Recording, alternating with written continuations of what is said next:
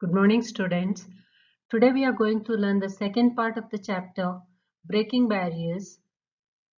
And before I proceed, so let us revise once. So what we have studied in the previous class. Avani Chaturvedi, along with course mates Bhavana Kant and Mohanad Singh, they got admitted to Indian Air Force in 2016. Avani Chaturvedi started telling her experiences and her achievements and what she felt when she sat in the cockpit. Now let us move on to the next paragraph.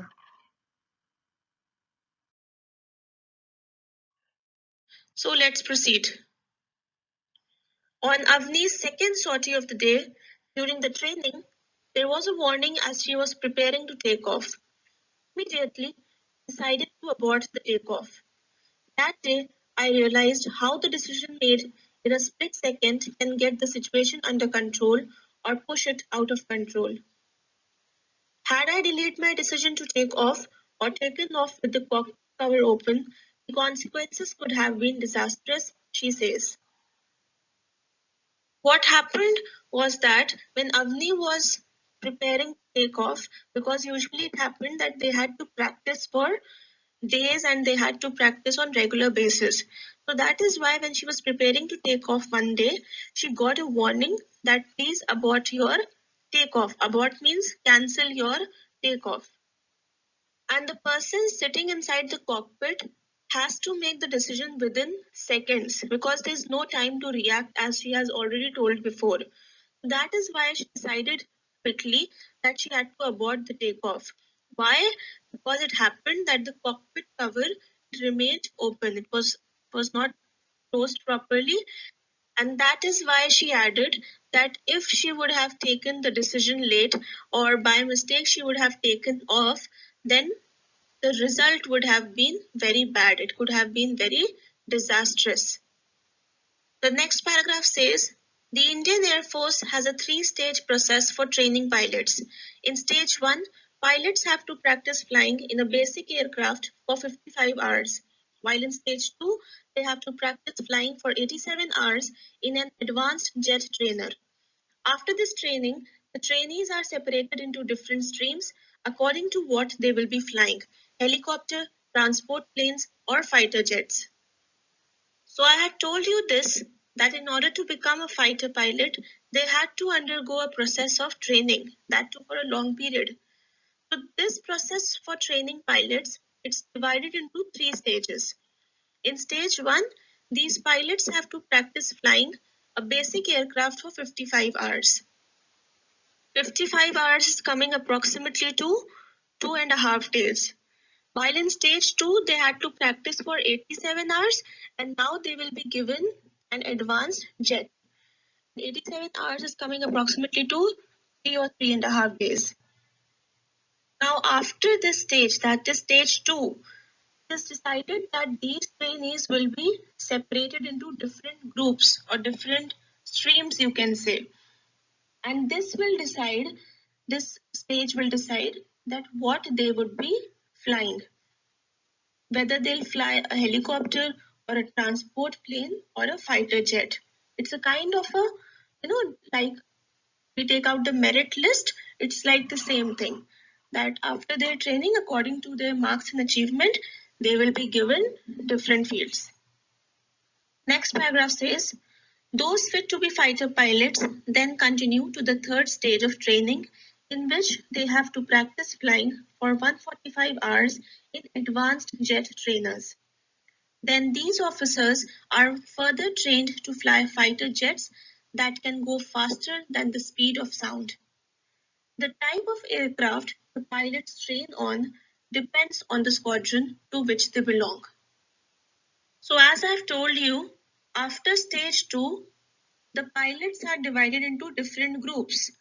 And those who qualify for fighter jets, they continue to the third stage of training, in which they have to practice flying for 145 hours in advanced jet trainers. 145 hours is coming approximately to 6 days. That means 6 days of regular hard practice will now make them a fighter pilot. and then they will become officers of the fighter jets. Squadron is a small group of the aircraft and the people who fly them. They work together as a team. The type of aircraft the pilots will be given, that depends on the squadron, what the squadron decides. Okay, let's proceed. Avni said that the progress from the advanced jet trainers to MiG-21 is gradual and there is a structured syllabus to become an operational pilot. She started her advanced training in July 2016 and completed it in October 2017. Then she got posted to number 23 Squadron, which flies the MiG-21 Bison. So she told her experience that from becoming a jet trainer to MiG-21 is a gradual and a slow process. It didn't happen in days, but it took a long period of time for her to train in order to achieve it. And there was a proper syllabus, a well organized syllabus that she had to study on regular basis. She had to give exams also in order to become operational pilot. Operational pilot is a active military pilot. So she started her advanced training in July 16, and she completed it in October 17. That means 1 year and 3 months of regular training. After that, she got posted to number 23 Squadron, which flies the MiG-21 Bison. The last paragraph states, it took almost 4 months to go solo, she says. The time taken to fly a solo sortie varies from person to person and also depends on a lot of other factors. She added that her course mates, the other two women, were being trained and would perform solo sorties soon. My next goal is to become a full-fledged operational pilot.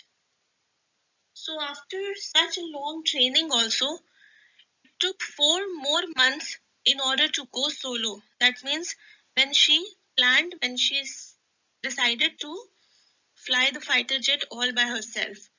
So it took 4 months more. And the time taken to fly a solo sortie, it depends on person to person, that how well the person is gaining the knowledge or how fast the person achieves it. That depends from person to person. And she also added that the two other cohorts, she's talking about Mona Singh and Bhavna Kant, if you remember, they are also being trained and they would also perform their solo sorties soon. But Avni Chaturvedi's next goal is to become a full-fledged operational pilot. Full-fledged means completely developed or established. So she wants to become an operational pilot, and we hope so that she achieves her desired goals. So that was all we had to do in this chapter. I hope you have understood what I've taught. And if you have any confusion, please revise it properly. Make yourself a better person so that you can also achieve your desired goals. You can also reach your desired heights. Study well, everybody. Keep revising, keep practicing. Be safe.